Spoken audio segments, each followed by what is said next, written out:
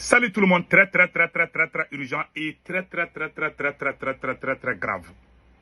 Le grand marché de Bamako et le grand marché de la première région du Mali, à la frontière entre le Mali et le Sénégal, la ville de Kaye, le plus grand marché vient de prendre feu là-bas aussi. Le plus grand marché de Bamako aussi vient de prendre feu aussi. Au même moment, à la même heure, voilà ce qui vient de se passer. On ne sait pas quelle autre ville aura les tours, on ne souhaite pas. En tout cas, je soutiens tous ceux qui ont perdu les marchandises. Au même moment, les transporteurs sénégalais ont décidé de ne plus venir au Mali à cause de l'insécurité. Remember, et rappelez-vous, tous les produits pharmaceutiques du Mali viennent du Sénégal. Les farines et beaucoup d'autres choses viennent du Sénégal. Le Sénégal ne vient plus au Mali. La frontière entre le Mali et le Sénégal, là, pour les transporteurs, là, c'est déjà fermé. Je vais vous montrer tous les éléments. Les grands marchés, voilà ce qui s'est passé au grand marché de Bamako. Il y a les grands marchés aussi de Banani. Et comme on appelle la Kaye, de la région de Kaye. La dernière ville entre le Mali et le Sénégal. La première région du Mali aussi. La deuxième plus grande ville du Mali. Là-bas aussi, le plus grand marché a pris feu. Il n'y a pas de... Les terroristes aussi ont mis blocus. Eux aussi sont en train de renforcer les blocus. Au même moment, nos stocks, nos marchandises qui sont au marché là, sont brûlés aussi. On va manger comment? En tout cas, je conseille à toutes les familles, allez-y chercher les riz, les mils, les nourritures, il faut cacher. On ne sait pas comment les choses là vont se passer. Parce que tout est fermé. Il n'y a plus de mouvement. Les terroristes sont déjà partout. Donc maintenant, je vais vous montrer ça. Voilà. Voilà le grand marché. Vous voyez ça là? Ça, c'est le grand marché de Bamako. Il y a aussi le marché de Kaye aussi. Voilà. Il y a là. Donc, il y a tous ces trucs-là qui sont là. Donc, en ce qui concerne le Sénégal, je vous laisse écouter la décision qui vient d'être prise par les transporteurs sénégalais. Ça, ce n'est pas une bonne nouvelle pour le Mali. Écoutons cela. Les routiers sénégalais appelés à ne plus desservir le Mali. Nous sommes des voisins, nous sommes des parents, mais vraiment, on ne peut pas continuer. C'est ce que nous dit en effet ce matin l'Union des transporteurs routiers du Sénégal. Depuis un mois et les attaques conjointes du JNIM et du FLA à travers le Mali, cette organisation professionnelle déplore des routes devenues beaucoup trop dangereuses, une dizaine de poids lourds brûlés. Et c'est presque la mort dans l'âme qu'elle appelle donc les chauffeurs à ne plus aller au Mali, malgré la perte économique que cela représente, tout particulièrement à l'approche de la Tabaski. Gora Khouma est secrétaire général de l'URS, l'Union des routiers du Sénégal. S'il faut retourner, qu'il le fasse.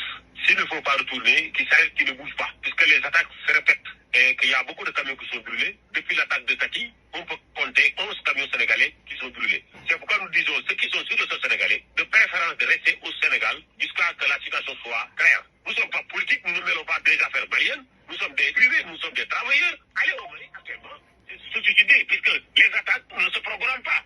On ne peut pas gérer cette situation. Ça veut dire que comme on approche de la Tabaski, tout ce qui concerne par exemple le sucre, la farine, le riz, l'huile qu'on importe généralement par le port de Dakar, tous ces produits-là ne vont pas être acheminés vers le Mali. C'est le risque qui est là. On veut bien, mais c'est le risque qui est là. Le risque est permanent. Il y a la poche de la fête. Nous aimerions bien alimenter le Mali. Mais à quel prix? On ne peut pas. Nous avons vraiment intérêt de faire ce transport. Parce que c'est notre gagne-pain. Mais avec quel risque? On ne peut pas continuer à risquer nos vies. Ça, on ne peut pas. Mais si les attaques continuent, nous ne pouvons pas prendre ce risque. Pour le bonheur des Maliens, il faut alimenter les Maliens à quel prix? Nous sommes des voisins, nous sommes des parents. Mais on ne peut pas continuer. Gora Khouma, secrétaire général de... Donc, vous avez tous entendu. l'URS, Union des routiers du Sénégal, propos recueillis par Frédéric Garin. Donc, vous avez tous entendu maintenant, n'est-ce pas? Les transporteurs sénégalais viennent de décider. Le sucre, la farine, et quoi d'autre, et l'huile, tout ça, là, ça vient du Sénégal. Ça veut dire que la situation va être très catastrophique. C'est ce qui va arriver.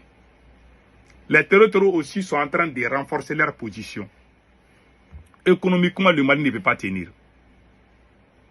L'armée malienne se débrouille, il n'y a pas de problème. Ce qui va se passer, ce sont les forces étrangères qui risquent d'intervenir au Mali.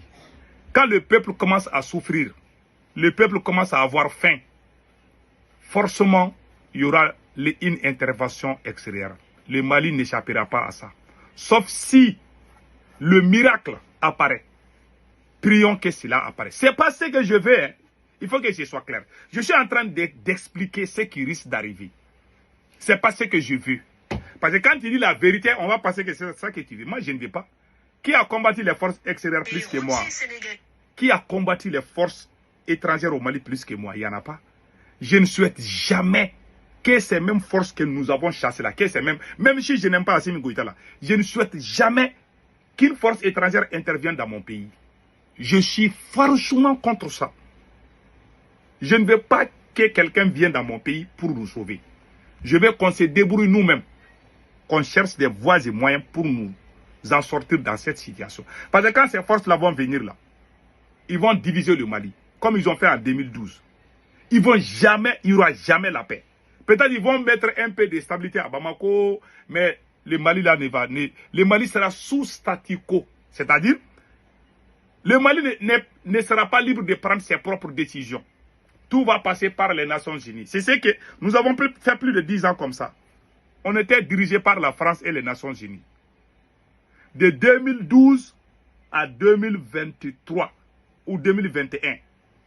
C'est après le coup d'État là que nous nous sommes battus, les M5 et les militaires, on s'est battus pour chasser les forces étrangères. Mais ces mêmes forces-là, vous avez entendu ce que le général américain a dit. Le général américain a dit qu'ils ne vont pas croiser les bras. Il faut qu'une force extérieure intervienne. Si la situation ne s'améliore pas, les pays voisins là, ils vont tout faire pour intervenir chez nous. Les gens même que nous-mêmes on a vomi. Tu sais ce qui est grave? Quelqu'un que toi tu as chassé dans ta maison, il dit qu'il est compétent. C'est-à-dire que toi tu as recruté quelqu'un pour garder ta maison. Après tu as chassé la personne. Tu dis que non, lui là il n'est pas compétent. Tu l'as chassé. Après tu as eu problème, c'est le même qui va venir. Ah, ça c'est là. On appelle ça la plus grande honte du siècle. Ça c'est ce que tu as vomi là. C'est ce que tu vas aller manger. C'est-à-dire que ce que tu as vomi, c'est ce que tu vas manger. Qui nous a mis dans cette situation, Assimi Goïta? J'ai vu des villageois en train même de maudire. Je jure, j'ai eu peur. J'ai vu des gens qui étaient dans les problèmes, qui ont parlé très fort. J'ai eu peur. J'ai dit, ah, ça c'est pas bon pour le Mali. Je vous laisse écouter.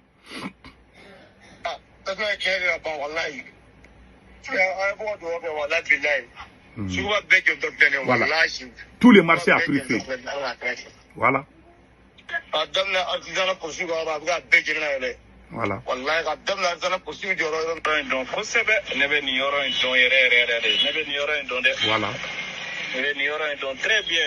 Voilà.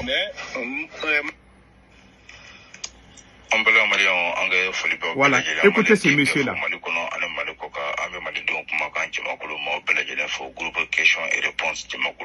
Écoutez ce que monsieur va dire.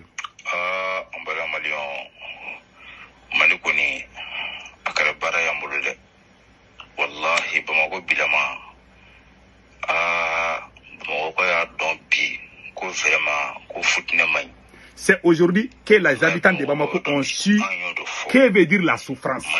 Parce que ils étaient dans les villages là. Leurs villages étaient attaqués.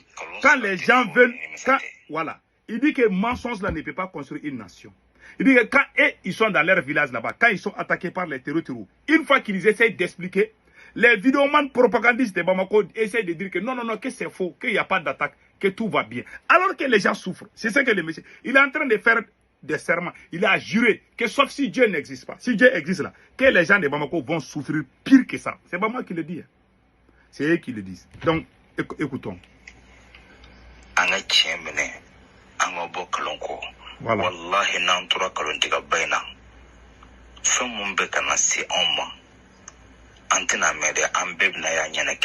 Tant qu'on continue à mentir là, on va voir pire que ça.